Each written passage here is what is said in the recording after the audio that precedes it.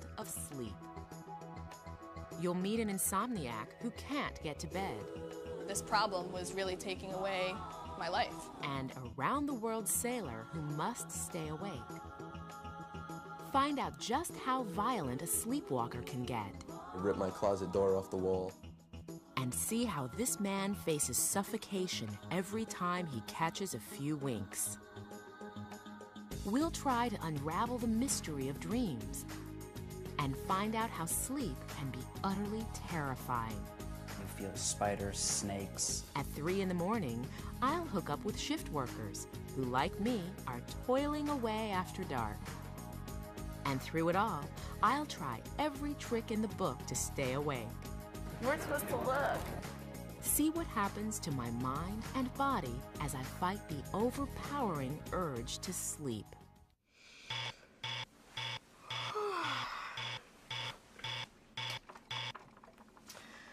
Wow, nothing beats a good night's sleep.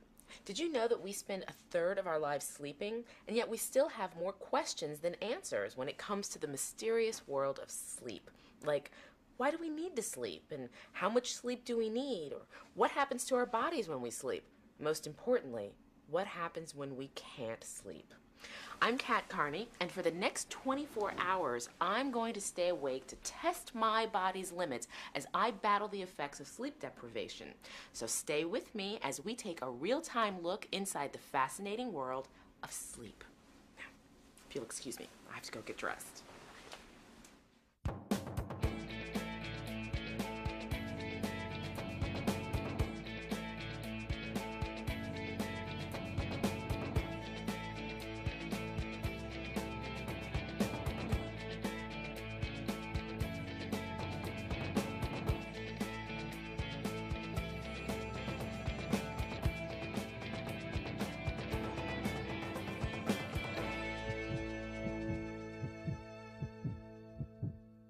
I'm going to do my best to go without sleep for 24 hours, but that's an easy trick for some sportsmen that I'd like to introduce you to. Check out this natural laboratory for sleep deprivation.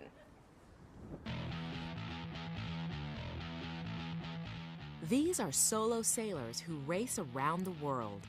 They're alone at sea for as long as 6 weeks at a time.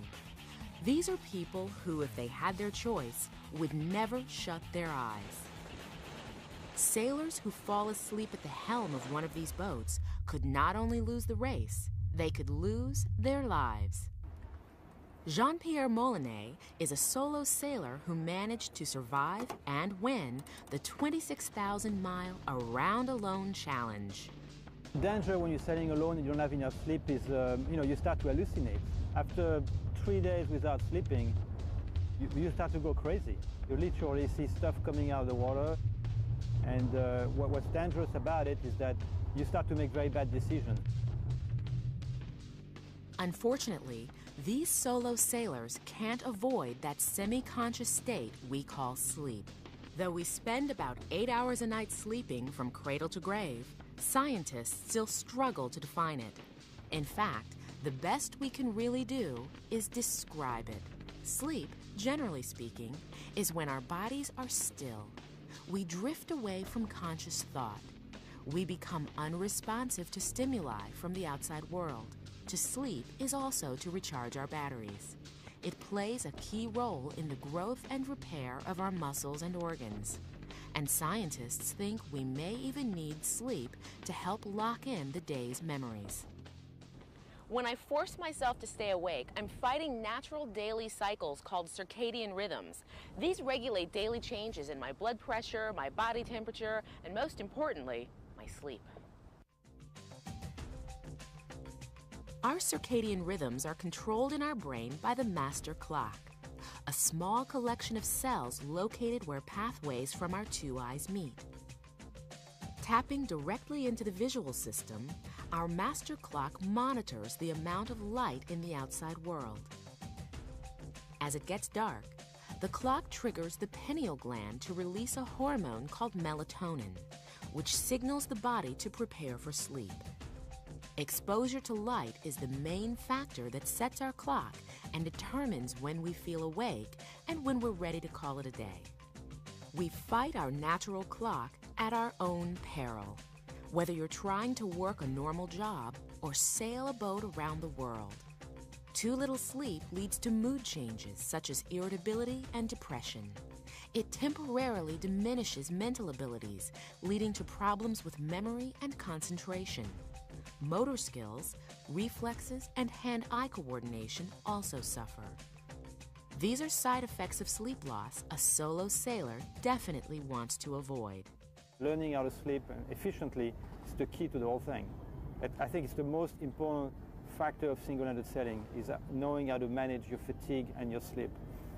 Jean-Pierre recruited Dr. Claudio Stampi, who has studied the sleep patterns of over 100 solo sailors. I started studying solo sailors over 20 years ago because I was interested in sleep deprivation and in ways to manage sleep deprivation in situations where you cannot avoid it. Solo sailing is a very interesting model of that because the sailor is alone and has to deal with all sorts of efforts, physical, mental, intellectual. So your brain needs to be working very well. The average sleeper on land has his night broken into 5 distinct stages. Stage 1 is the transition from being awake to sleep. It's that drifting feeling where your eyes get heavy. If you are awakened, you might not even realize you've nodded off. Stage 2 is a very light sleep. Your muscles relax and your brain activity slows. Stage 3 is deep sleep, where the heart and breathing rates slow considerably, and the brain and body begins to truly rest. Stage 4 is the deepest level of sleep. It is in deep sleep where the body releases human growth hormone, which orchestrates the routine repair of muscle and bone. Lastly, 90 minutes or so into sleep, you shift into rapid eye movement, or REM sleep. It is here that dreaming occurs, and it is here where we likely consolidate our memories. But solo sailors don't have the luxury of sleeping through an entire night. Out at sea, they're never more than a few minutes away from a potential disaster. Stampi's solution? Return, literally, to sleeping like a baby. We are nappers for several months and sometimes for years after a birth. And when we get to the old ages, we also tend to return to a polyphasic pattern, to a multiple napping pattern. So the idea is probably relatively easy for us to go back to this ancestral pattern. And in fact, this is exactly the strategy that most solo sailors do. They take several naps many times per day. Using autopilot, the sailor can grab a quick nap and get the rest the body so badly needs to survive. Really try never to sleep more than 25 minutes at a time. Get up for 5 minutes, look around, make sure everything is good on the boat, that the boat is going fast in the right direction, and then go back to sleep for 25 minutes. For Jean-Pierre, this strategy not only gave him the edge to win the race, he's put it to use at home as well. We just had a baby about 4 weeks ago, and my training there is really helping me out. We're sleeping about an hour and a half at a time, So it's working. Dr. Stampi has helped dozens of solo sailors learn that sleep is more than just a nightly ritual. It's the key to victory, a lesson we should all take to heart. So I've been up for a couple of hours now, and I'm feeling fresh and well-rested and ready to go. And right now I'm standing in the offices of Circadian Technologies, a company that's devoted to improving safety and alertness in the workplace. Now we're going to begin our experiment here by testing my alertness on their state-of-the-art driving simulator. And then at the end of my 24-hour experiment, we're going to come back and we're going to test my alertness again and get a before and after comparison. So, you ready to go? I am. Buckle up. Let's take it for a spin. So, I'm all hooked up. Is there anything I need to know before I start here? Well, you just have to do some driving. Just try to stay on the road, stay in the lane. Okay, stay on the road, stay in the lane. Are there going to be any cars coming at me? No, it's going to be a very boring drive because we want you to get drowsy as soon as possible. They're measuring my speed, my steering, and my reaction time. How well I do behind the wheel deteriorates with loss of sleep. And these wires? They're measuring my brain waves, looking to see if I have miniature sleep episodes, so small I can't even notice them. Now this may look easy now, but you get to about 2 o'clock in the morning, short of sleep, and you'll start these little microsleep lapses, which of course is what we're really trying to study here, where people just totally lose it, and may, if the road takes a bend, they'll come off because the car will just keep going straight. Dr. Martin Moore-Eade, president of Circadian Technologies, will compare my driving today with my performance tomorrow, after a full night of sleep deprivation. So if I only miss a couple of hours of sleep, or let's say I only got 5 hours of sleep last night, does that put me at risk? You're going to be at risk at certain times. As I say, you will be at risk after lunch, you'll be at risk at nighttime, late hour driving. It's a time when you're most vulnerable. But even an hour or two's worth of sleep loss can have some effect. Well, I'm doing pretty good, but let's see how I do tomorrow.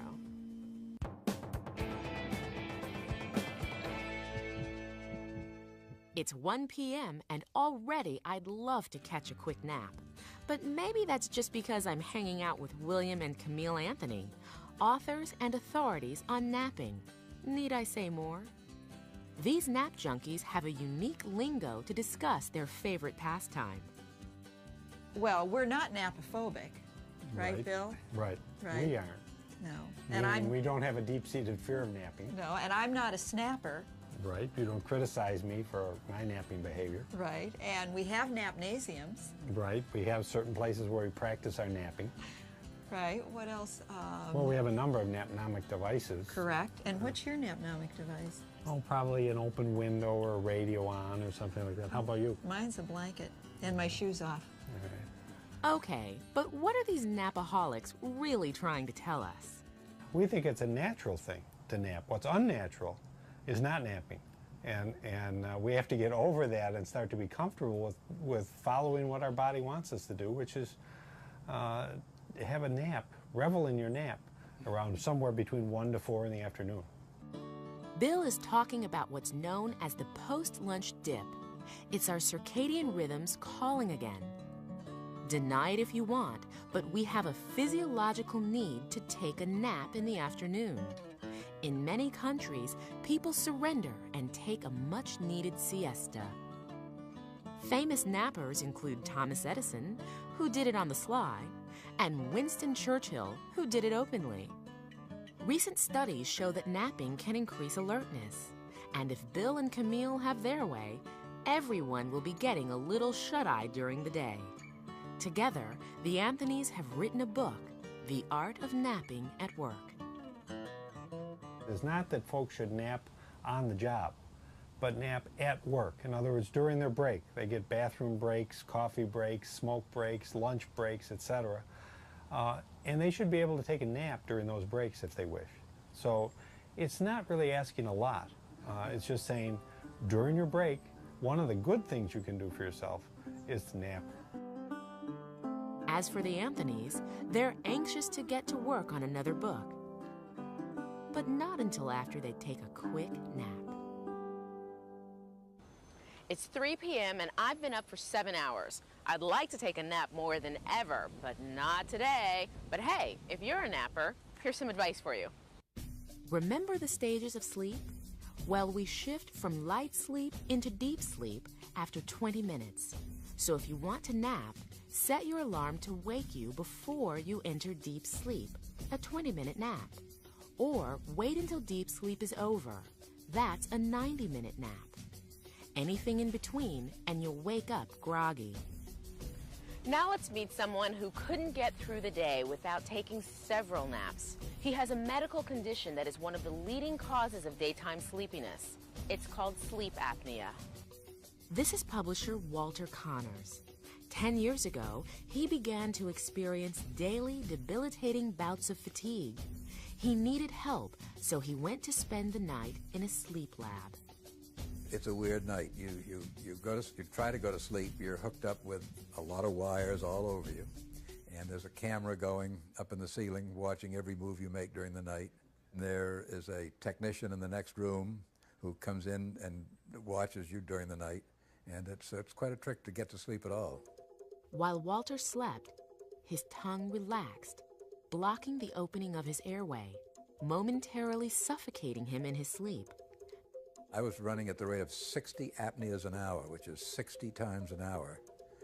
My breathing would shut down. Yes, it's the same place as a large blue awning. Walter is not alone.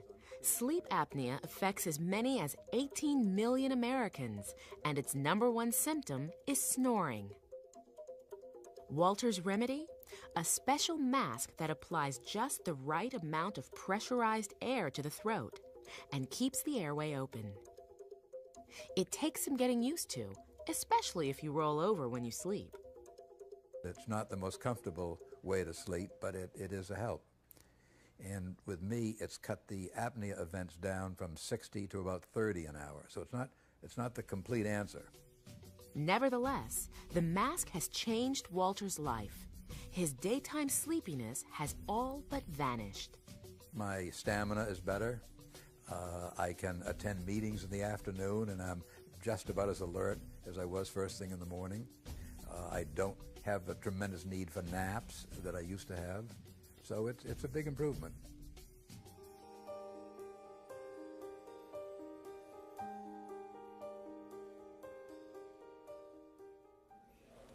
Ha! You thought I was sleeping, didn't you? Please, I'm past the halfway mark. I can't quit now. Actually, I'm just testing mattresses. You know, do you toss and turn at night for hours trying to get to sleep? Well, it might be that old lumpy mattress you're sleeping on. I mean, after all, the average person spends 24 years of their lives sleeping. So choosing the right mattress is extremely important. Got some testing to do.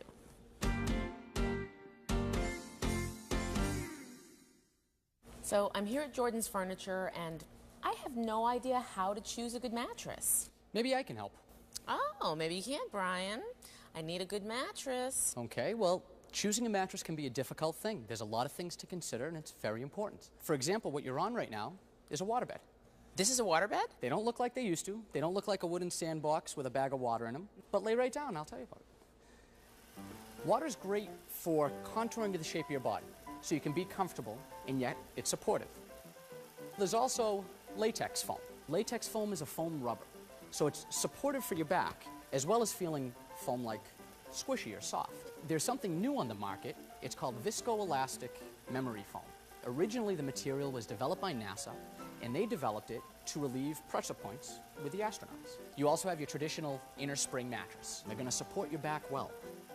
The most important question to ask yourself when thinking about a mattress is, when did I buy my old one?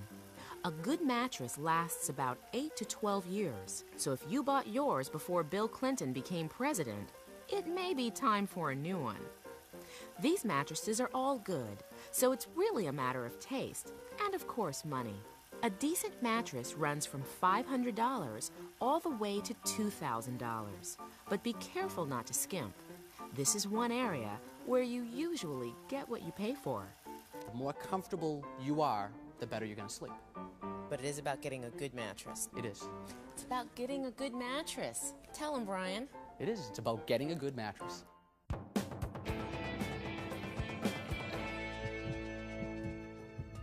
It's 7 p.m., and for the people at this support group meeting, getting a good night's sleep is not the problem. In fact, it's just the opposite. They can't stay awake. They are among the more than 135,000 Americans who suffer from narcolepsy, a disorder marked by irresistible attacks of sleep. Narcolepsy is characterized by excessive daytime sleepiness, and the sleepiness is often so intense that people with narcolepsy can feel as though they've been up all night, and they feel that way every day. So for many people with narcolepsy to struggle to stay awake on a day-by-day basis. It's affected everything in the past 3 years of my life. My school, my work, my friends, myself. My personality has changed and everything's changed. So my life is nothing like it used to be. In addition to having this sleepiness, they often have three other symptoms. They have what are called hypnagogic hallucinations, which are hallucinations that are very vivid and intense sensations that often come on just as they're falling asleep or perhaps just as they wake up. And those hallucinations can be a sensation of suddenly falling, or they may think that they heard a sound or they saw somebody in their bedroom. I dreamt I had needles in my mouth. I could hear my little nieces running around, which they were. And I couldn't spit the needles out because I didn't want them to get hurt. And my mother could see my face up like I was hurt and upset and something was painful while I was sleeping. I had to keep those needles in my mouth. They can also have what's called sleep paralysis, which is an inability to move when they wake from sleep. And the first time that the sleep paralysis happens to people, they can often find it terrifying. When I'm sitting and I start to want to go to sleep, but I'm not asleep, that's when I have it, and I can't move. And I can hear, I know where I'm at, I know where I'm sitting in my living room, but I hear strange noises like people are coming in the house, and I'm trying to wake up, and I fight. It seems like it lasts forever. I don't know how long it lasts, but that's a terrifying experience for me. I hate it. The final symptom that people with narcolepsy have that is seen in almost no other disease is something called cataplexy. And cataplexy is a sudden loss of muscle tone or muscle power. And I was standing in the ocean up to my knees, just standing there looking out, and I just keeled over. And I was laying in the water with my nose rubbing against the sand, and I couldn't move. And it was awful. And I just held my breath for about, and finally it passed. That, was a first time experience, and it just scared me to death. It's usually brought on by an intense emotion, such as laughter, but sometimes it can occur with anger or fear. And so the most classic situation would be that somebody hears a really great joke and suddenly their knees go all weak and their trunk is weak and they'd slump to the ground. Narcoleptics can succumb to cataplexy at any time, sometimes dozens of times a day. Luckily for Michelle, this bout of cataplexy came on while she was seated. Nevertheless, the loss of muscle control in her face and jaw renders her unable to speak. Cataplexic attacks can last for up to 30 minutes. If an episode comes on while a narcoleptic is driving, swimming, or climbing stairs, the consequences can be deadly.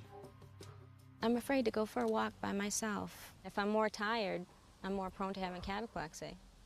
So if I go for a walk, I don't know how I'm going to be, how far I can go and how I'm going to be walking back. Luckily, narcoleptics are getting the first novel treatment in 40 years. Once they took addictive amphetamines to try to stay awake. Today, there's a new, safer stimulant called modafinil. But even with the drug, Michelle suffers cataplexic attacks on a daily basis. Here, the jitters of a television interview trigger an episode.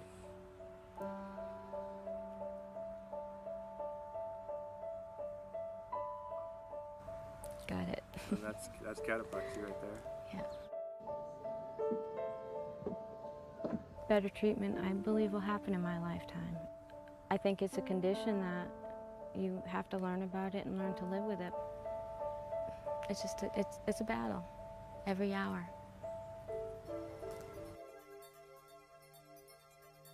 Now there may be new hope for narcoleptics. Watch this. That's cataplexy. Just like with humans, the loss of muscle control makes these narcoleptic dogs go limp. And look, these mice are also narcoleptic.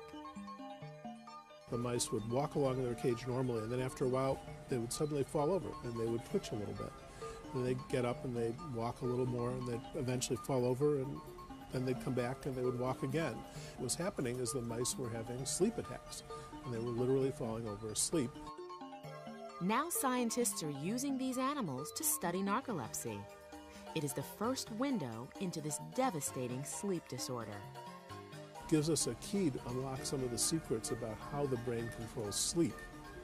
For a long time, the things that happen in narcolepsy, the sudden attacks of sleep, the sudden transitions into the type of sleep that we call REM sleep, those things were completely without any explanation. Studying mice and dogs, scientists have now found a gene for narcolepsy. And they have discovered that a key to the disorder may be a messenger in the brain called orexin. Scientists had known orexin helped regulate eating, but they never suspected it might be involved in sleep. This orexin discovery may lead to a whole new class of drugs for treating sleep disorders.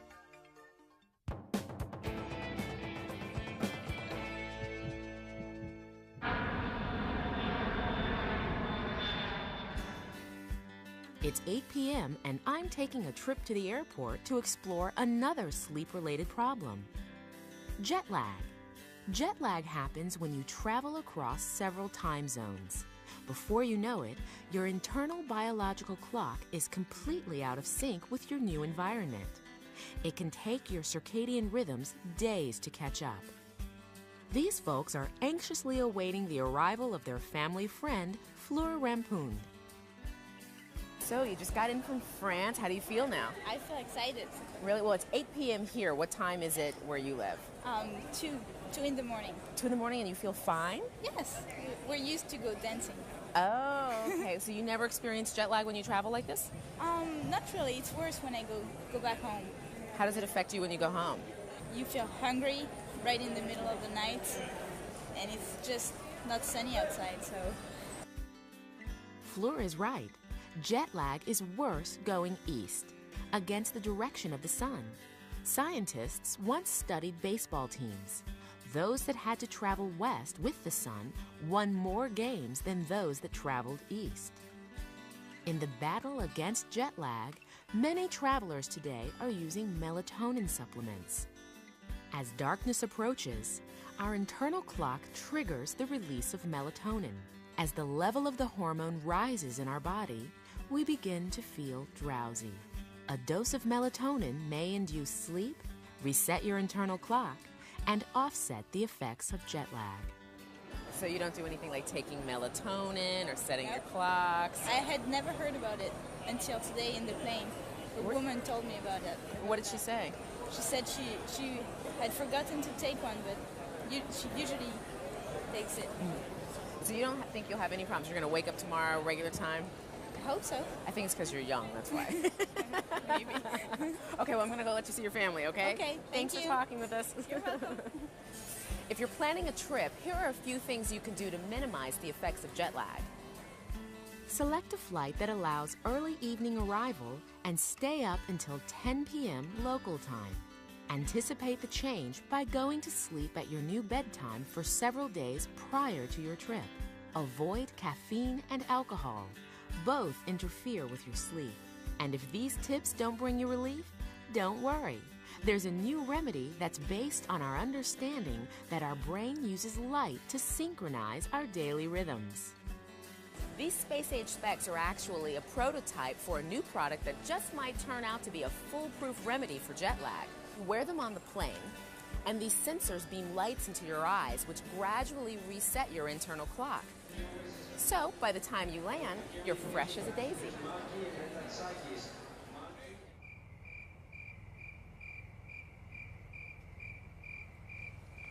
Well, it's the middle of the night, and I'm still awake, but that's because I'm trying to stay awake. See that person up there in the window? She's an insomniac, and tonight she's going to pace the floor for hours trying to fall asleep. Almost 2/3 of Americans report some trouble falling asleep at least a few nights a week. Let's say we go meet our troubled sleeper. But shh, the rest of the neighborhood's sleeping. Allison Make has insomnia.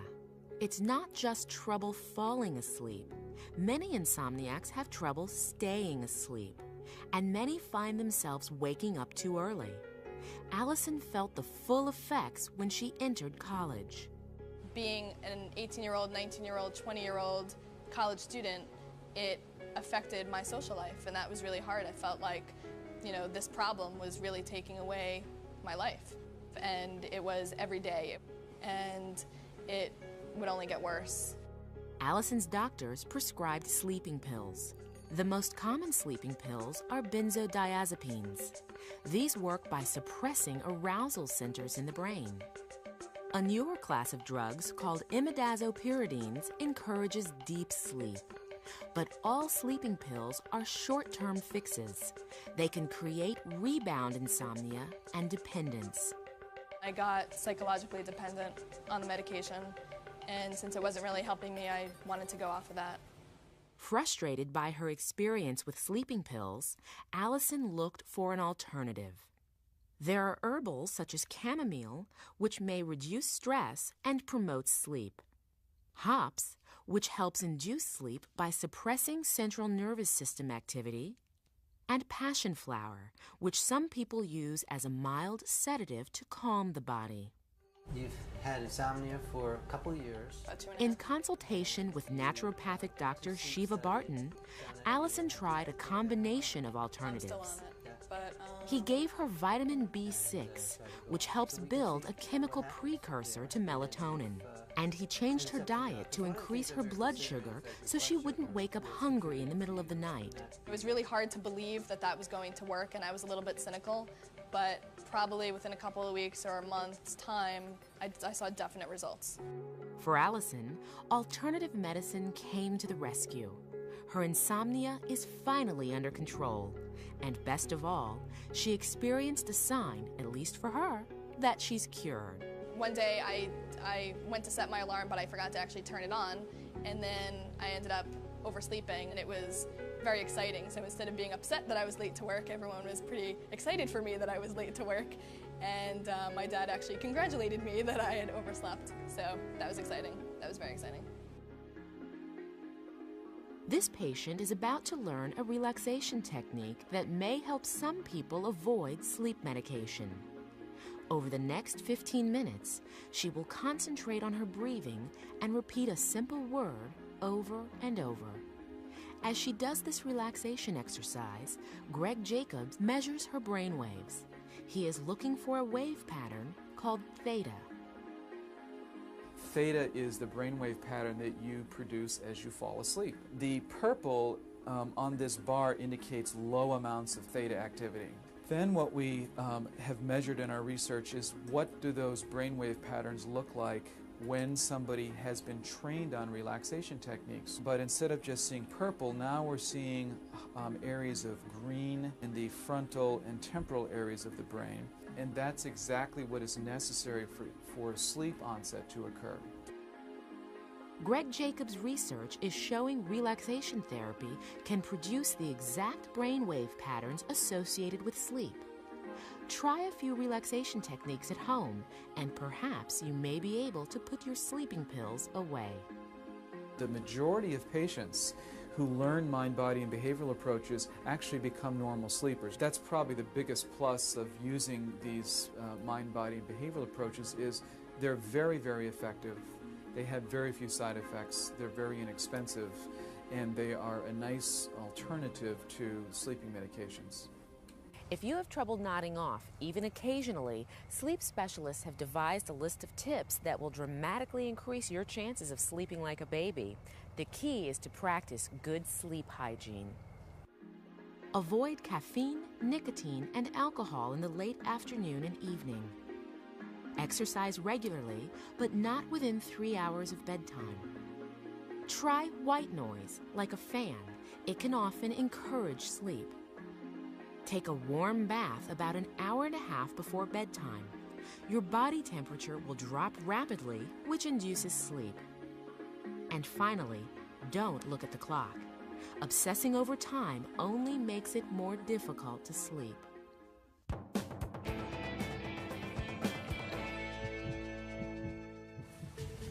Imagine if every time you went to bed, your life became a terrifying and inescapable horror film. You see visions of spiders and snakes and people crouched beside your bedside. Your body shoots up into a sitting position and you moan and you're sweating and you let out a blood-curdling scream. Your eyes are wide open, but you're not even close to being awake. I'm not talking about your run-of-the-mill nightmares. I'm talking about night terrors. For David Richards, night terrors have been a lifelong problem. Night terrors basically an altered type of a nightmare where your body is actually seeing something in the room, or you're imagining that something is touching you. You feel spiders, snakes, any kind of little animals, and it's usually not things that you're afraid of in daytime. A regular nightmare occurs in the dreaming stage of sleep, but a night terror occurs during non-REM sleep.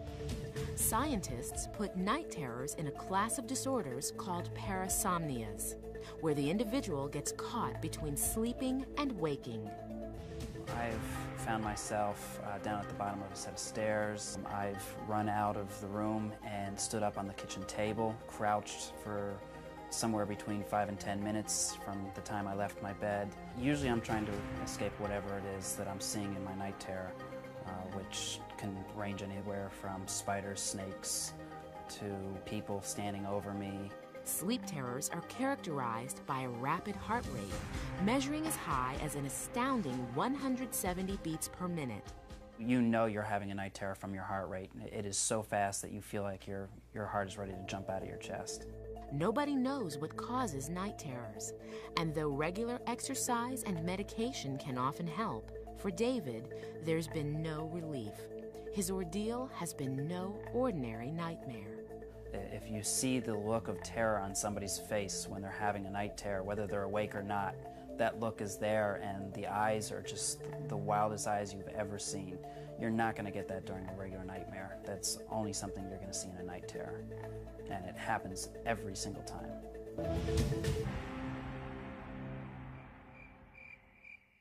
Michael Horseman has no problem getting to sleep.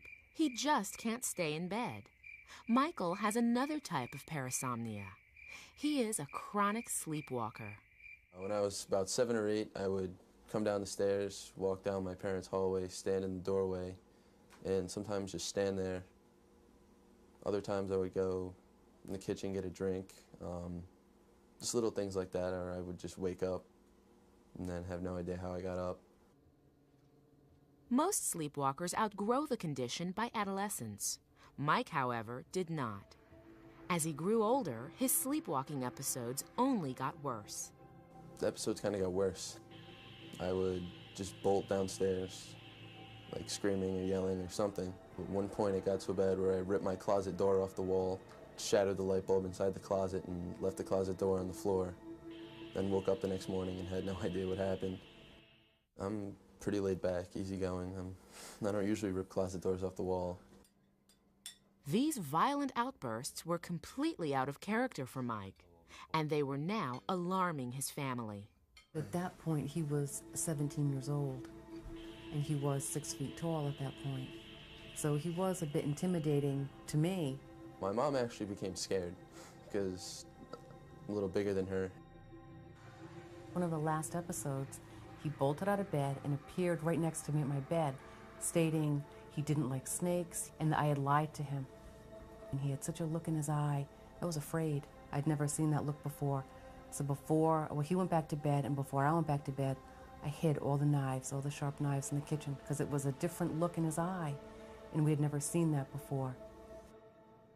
They took Mike to Dr. Judith Owens at the Hasbro Children's Hospital Sleep Clinic. Dr. Owens is an expert in parasomnias like sleepwalking and night terrors. It's almost as though the individual is caught between being in a very deep stage of sleep and going on to a lighter stage of sleep or even being awake. So the behavior is characterized by both sleeping and waking features. The brain is essentially asleep, but the individual behaves as though they're awake in some ways. Dr. Owens insisted that Mike keep a sleep diary, charting when he went to bed, when he awoke, and anything that happened in between. After 2 weeks, this simple log helped Owens determine the cause of the sleepwalking. What we discovered was that he really was very sleep deprived. He was not getting enough sleep on a consistent basis, as is true with many teenagers, unfortunately. And we felt that that was really probably the major contributing factor. He was also drinking a huge amount of caffeinated beverages during the day as well, which we thought was probably contributing to his difficulty falling asleep. Sleepwalking can be triggered by fever, anxiety, or in this case, sleep deprivation. For Michael, the treatment was simple: a caffeine boycott and a good night's sleep. The results were almost immediate. We were surprised that it happened so fast. But just by him changing a few habits, he stayed in bed. Exactly. We were very relieved that he didn't have to go on any medication, that what they recommended the first time worked. For Mike, his sleep is finally what it was always meant to be: restful, plentiful, and thankfully travel-free.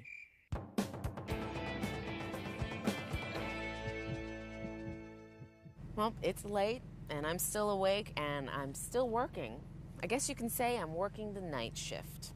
Did you know that 21 million Americans work the night shift, forced to stay awake when their bodies are programmed for sleep? For firemen, air traffic controllers, and other shift workers, a stint on the graveyard shift almost always makes a tough job tougher. Now, in addition to fighting crime, night shift police officers like Doug Dunwoody here are fighting something else. They're fighting Mother Nature. Namely, they're fighting their biological clock.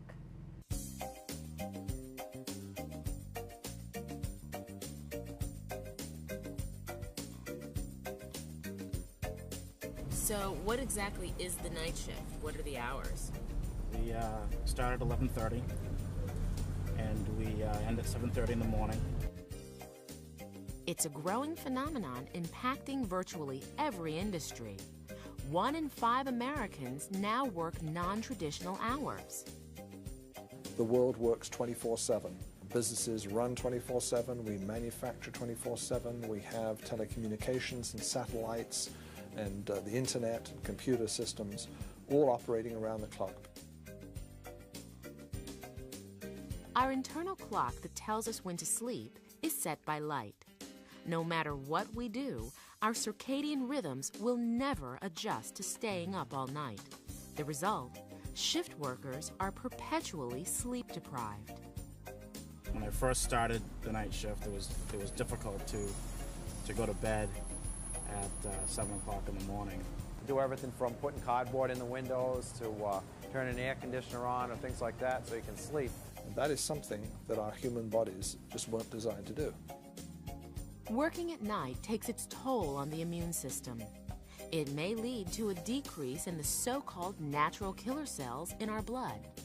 These cells play an important role in the fight against infection. Shift work is the hardest work that there is. Studies show staying awake too long increases blood pressure. Nighttime work raises the risk of heart disease by as much as 50%. You know, you try to take your body out of its natural rhythm, and then you end up screwing things up even worse. Industrial accidents resulting from exhaustion cost the U.S. $77 billion a year.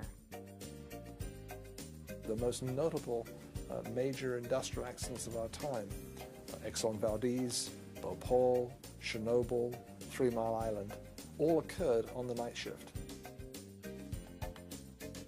A guy who's been awake for a certain amount of hours is just like somebody who's legally drunk. In fact, a recent study found the impairment of hand-eye coordination after staying up 24 hours is equivalent to a 0.1% blood alcohol level, enough to be considered drunk in most states. Has this been your shift for 10 years straight? This has been my shift for 10 years. Definitely, this is all I know right now. Wow. That's a heck of a schedule. It is. I'm complaining about this one night shift I'm working. If you're a shift worker, here are some tips to maximize your alertness, keep you safe, and help get you to sleep after a long night's work. Work with a buddy who can help keep you alert. Take care of dangerous tasks early in your shift when you are most alert. To avoid drowsy driving, take public transportation or have someone pick you up at work. Wear dark glasses on your way home so the sunlight doesn't trigger your body to stay awake. And lastly, make sleep a priority. seek absolute darkness, and eliminate disturbances at home.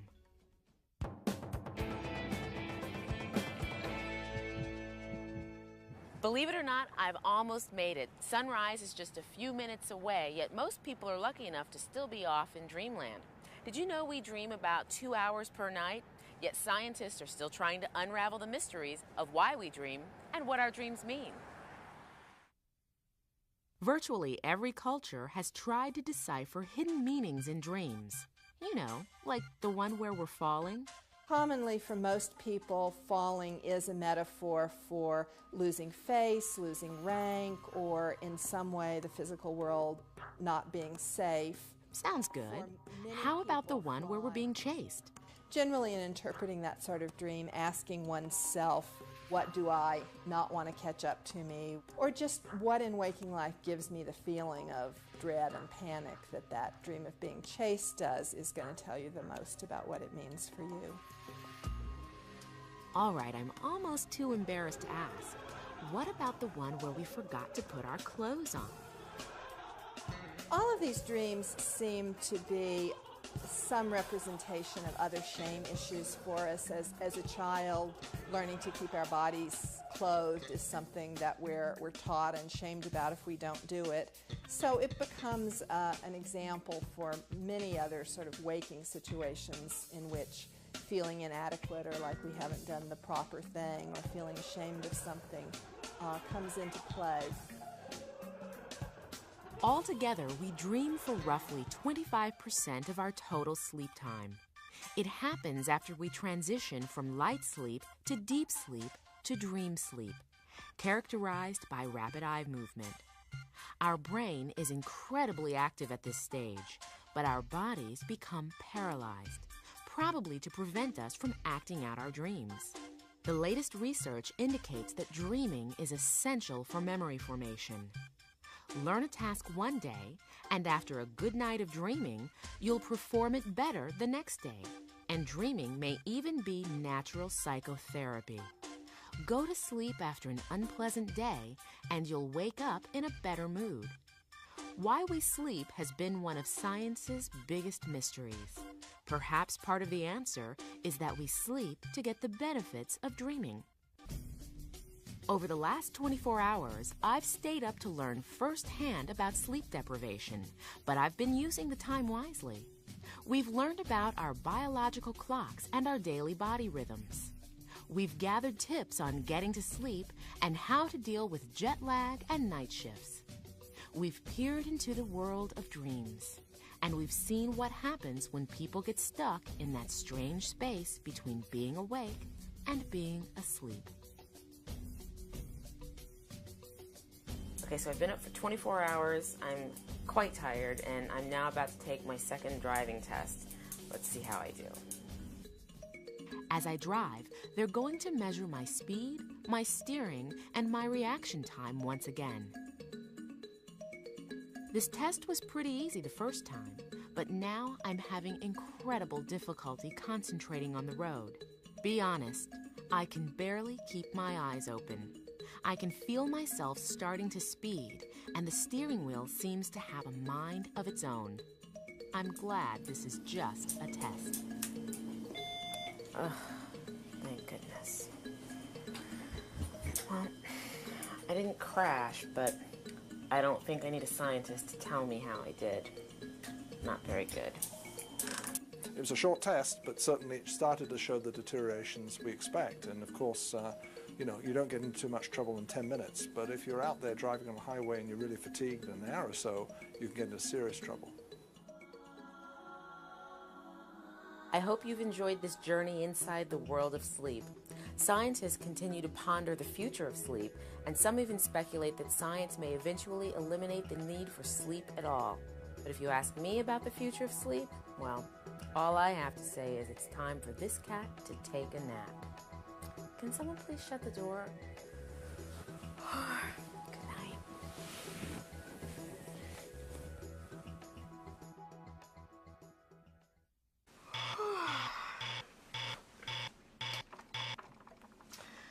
Wow, nothing beats a good night's sleep. Did you know that we spend a third of our lives sleeping, and yet we still have more questions than answers when it comes to the mysterious world of sleep? Like, why do we need to sleep? And how much sleep do we need? Or what happens to our bodies when we sleep? Most importantly, what happens when we can't sleep? I'm Kat Carney, and for the next 24 hours, I'm going to stay awake to test my body's limits as I battle the effects of sleep deprivation. So stay with me as we take a real-time look inside the fascinating world of sleep. Now, if you'll excuse me, I have to go get dressed.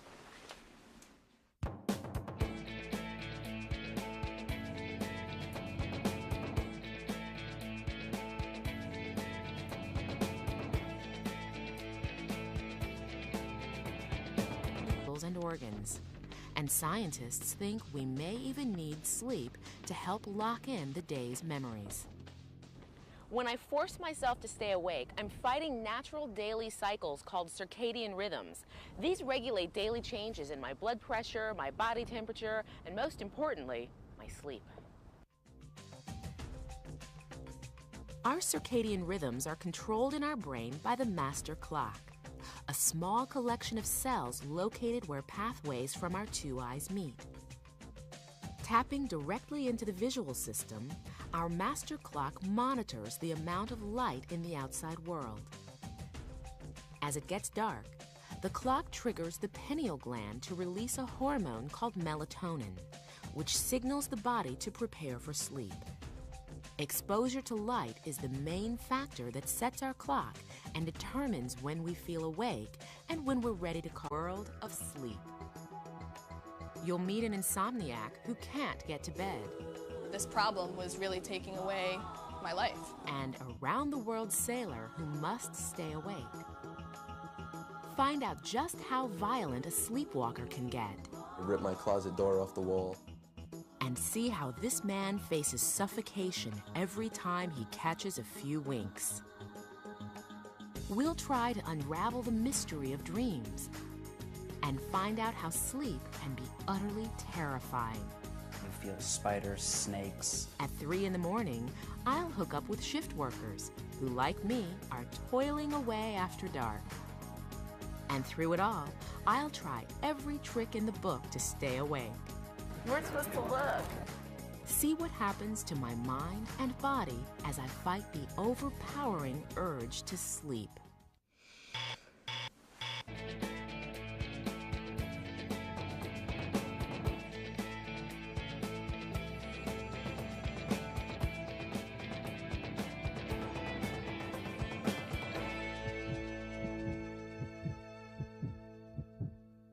I'm going to do my best to go without sleep for 24 hours, but that's an easy trick for some sportsmen that I'd like to introduce you to. Check out this natural laboratory for sleep deprivation.